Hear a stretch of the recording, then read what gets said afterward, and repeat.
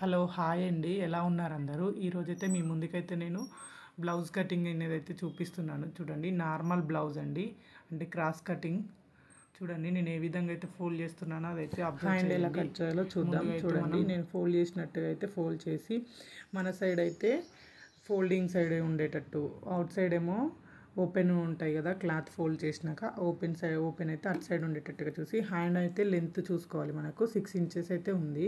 చూడండి 6 ఇంచెస్కి కింద ఒక హాఫ్ ఇంచ్ పైన ఒక హాఫ్ ఇంచ్ 1 ఇంచ్ ఎక్స్ట్రా అయితే తీసుకోవాలి తీసేసుకొని మనం ఎక్స్ట్రా తీసుకున్న దగ్గర నుంచి కిందకి 2 ఇంచెస్ అయితే తీసుకొని మార్క్ చేసుకొని దాని నుంచి మనం హ్యాండ్ షేప్ అయితే డ్రా చేసుకోవాలి చూడండి నేను చూపిస్తున్నట్టుగా అయితే దాన్ని అయితే కట్ చేసుకోవాలి మనం ముందుగా కట్ చేసి పక్కన పెట్టేసుకొని వీడియోని అయితే స్కిప్ చేయకుండా ఎండింగ్ వరకు అయితే చూడండి మీకైతే ఈజీ మెథడ్ అయితే చూపిస్తున్నాను పర్ఫెక్ట్ అయితే వస్తుంది కటింగ్ అనేది అయితే చూడండి ఇప్పుడైతే నేను front and back part cut చేయడానికైతే మనం హ్యాండ్ తీసిన దానికి ఆపోజిట్ సైడ్లో డబల్ ఫోల్డ్ అయితే చేసుకోవాలి చేసుకొని కింది భాగాన్నేమో బ్యాక్ సైడ్ది తీసుకోవడానికైతే నేను మెజర్ అయితే చూస్తున్నాను చూడండి 13 ఇంచెస్ ఉందండి వాళ్ళది మనకిచ్చిన కస్టమర్ బ్లౌజ్ హైట్ అయితే చూడండి 13 ఇంచెస్కి ఒక 1 ఇంచ్ యాడ్ చేసుకొని అంటే పైన షోల్డర్ జాయింట్ వేయడానికి కింద వెన్నుపట్టి వేయడానికి అయితే 1 ఇంచ్ అయితే పోతుంది కాబట్టి మనకున్న 13కి 1 ఇంచ్ అయితే ఎక్స్ట్రా యాడ్ చేసుకోవాలి తర్వాత లూజ్ అయితే చూసుకోవాలి చూడండి ఈజీగా ఎలాంటి ఎక్కువ మెజర్స్ లేకుండా మీకు ఈజీ మెథడ్ అయితే చూపిస్తున్నాను 2.5 ఇంచెస్ అయితే ఎక్స్ట్రా ఉంచేసుకోవాలి మనకు వాళ్ళు ఇచ్చిన బాడీ పార్ట్ ఏదైతే వెనుక పార్ట్ చూసుకున్నాం కదా దాన్ని బట్టి మనం 2 ఇంచెస్ ఎక్స్ట్రా యాడ్ చేసుకొని ఖర్చు వదిలేసుకోవాలి పైన షోల్డర్స్ అయితే మనం 5 ఇంచెస్ అయితే తీసుకోవాలి నెక్కి అండ్ షోల్డర్కి కలిపి తర్వాత ఆ 5 ఇంచెస్ నుంచి డౌన్కి కూడా అది చంక లూజ్ కోసం చూడండి నేను ఎలా అయితే డ్రా చేసానో అది కూడా 5 ఇంచెసే తీసుకోవాలి తర్వాత మనం చంక డౌన్కి రౌండ్ షేప్ రావడానికి ఒక 1 ఇంచ్ వదలాలి లేదన్నా మీ దగ్గర స్కేల్ ఉన్నా కూడా మనం అదంతా కూడా డ్రా చేసుకోవచ్చు చంక స్కేల్ ఉంటుంది కదా రౌండ్ది దాంతో డ్రా చేసుకోవచ్చు తర్వాత మనం షోల్డర్ అయితే 5 ఇంచెస్లో 2 ఇంచెస్ వచ్చేసి నెక్కి 3 ఇంచెస్ ఏమో షోల్డర్కి వదిలేసుకోవాలి చూడండి నేను చూపిస్తున్నట్టుగా అయితే క్లియర్గా చూడండి తర్వాత మనం బ్యాక్ సైడ్ అయితే నెక్ ఉంది కదా ఆ నెక్ ఎంత అవుతుందో దానికంటే మనం జాయింట్ చేసుకోవడానికి నెక్ వేసుకోవడానికి అయితే వదిలేసుకొని మిగిలింది డైరెక్ట్ డ్రా చేసుకోవచ్చు మనం అది మెజర్మెంట్ అంటే కొలతలు ఎక్కువ తీసుకోకుండా ఇలా కూడా మనం చేసుకోవచ్చు బ్లౌజ్తో పాటు చూడండి నేను చూపిస్తున్న ఆ స్కేల్తోనైనా సరే మీకు రౌండ్ షేప్ రాదు అని అంటే అలా ట్రై చేయొచ్చు లేదు అంటే మనం అలా కట్ చేసుకొని వెళ్ళిపోవచ్చు చూడండి నేను చూపిస్తున్నట్టు కట్ చేయాలి మీకైతే ఈ విధంగా ఒకసారి అయితే ట్రై చేసి చూడండి ఎలాంటి స్టిచ్చింగ్ అసలు టచ్ లేని వాళ్ళు కూడా మీరు కుట్టొచ్చే విధంగా అయితే నేను ప్రాసెస్ అయితే చెప్తాను ఇక మీదట వీడియోస్ కూడా మీకు రావాలి అంటే నా ఛానల్ని అయితే సబ్స్క్రైబ్ చేసుకోండి ప్లీజ్ సపోర్ట్ చేయండి చూడండి నేను చూపిస్తున్నట్టుగా అయితే మనం ఇప్పుడు బ్యాక్ పార్ట్ అయిపోయింది కదా దాంతోపాటే మనం ఫ్రంట్ది కూడా తీసుకోవచ్చు ఎలాంటి మళ్ళీ మెజర్మెంట్స్ ఏం లేకుండా ఒక స్మాల్ టిప్ ఓన్లీ దానికే మనం కింద ఫ్రంట్ పార్ట్కి అయితే షేప్ పట్టి వేస్తాం కదా అది ఇంత 3 ఇంచెస్ అయితే సరిపోతుంది ఎవరికైనా 3 ఇంచెస్ అక్కడ చూడండి నేను ఫోల్డింగ్ సైడ్ అయితే 3 ఇంచెస్ పెడుతున్నాను ఇటు మనకు ఓపెన్ ప్లేస్ అయితే 2.5 ఇంచెస్ తీసుకొని దాన్ని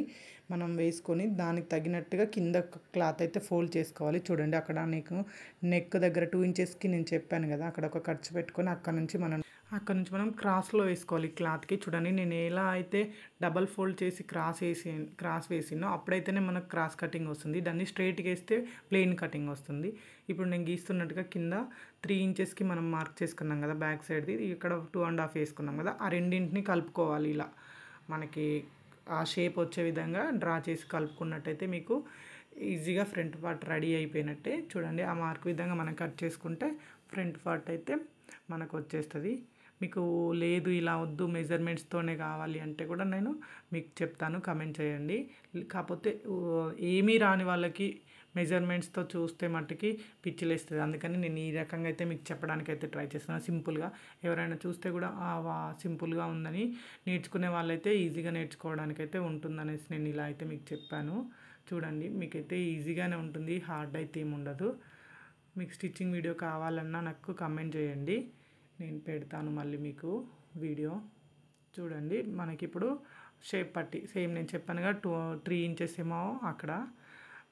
స్టార్టింగ్ పాయింట్ దగ్గర 3 ఇంచెస్, ఎండింగ్లో అయితే 2.5 పెట్టేసి దాన్ని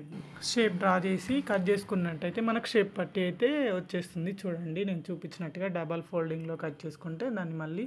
మనం మధ్యలోకి జాయింట్ తీసేస్తే 2 పార్ట్స్కి అయితే షేప్ పట్టి రెడీ అవుతుంది. చూడండి తర్వాత మనం మెయిన్ ఫ్యాబ్రిక్ అంటే ఇప్పుడు నేను లైనింగ్ బ్లౌజ్ కదా, అది లైనింగ్ ఫస్ట్ కట్ చేశాను. తర్వాత దానిపైనది సేమ్ యాజ్ ఈజ్గా అదే ఫోల్డింగ్ చేసుకొని బార్డర్స్ అయితే చూసుకోవాలి. స్మాల్ బార్డర్ బిగ్ బార్డర్ చూసుకొని మనం ఏది కావాలంటే అది హ్యాండ్ అయితే తీసేసుకొని, అలాగే బ్యాక్ పార్ట్ కూడా అలా డబల్ ఫోల్డింగ్ చేసి బ్యాక్ పార్ట్ అయితే దానిపైన వేసి యాజ్ ఈజ్ కట్ చేసుకుంటే మనకు బ్యాక్ పార్ట్ కూడా రెడీ అవుతుందండి. చూడండి మీకు ఎలాంటి డౌట్స్ ఉన్నా నాకైతే కమెంట్ చేయండి, మీకైతే మళ్ళీ నేను క్లారిఫై చేస్తాను. చూడండి బ్యాక్ పార్ట్ అలాగే సేమ్ యాజ్ ఇట్ ఈజ్ మనం దాని మీద అయితే ఎలా అయితే డ్రా చేసి చేసామో